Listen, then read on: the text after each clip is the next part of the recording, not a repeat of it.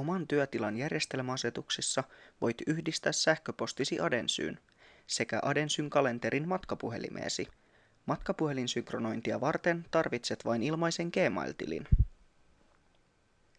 Aluksi syötetään työsähköpostin salasana ja sähköpostin allekirjoitus. Mikäli käytössäsi on erillinen sähköpostitunnus, niin myös se syötetään tähän. Seuraavaksi syötetään Gmail-osoite ja sen salasana.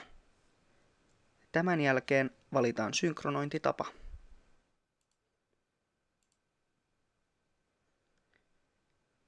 Kun asetukset on tallennettu, matkapuhelinmerkintäsi löytyvät oikeasta yläreunasta.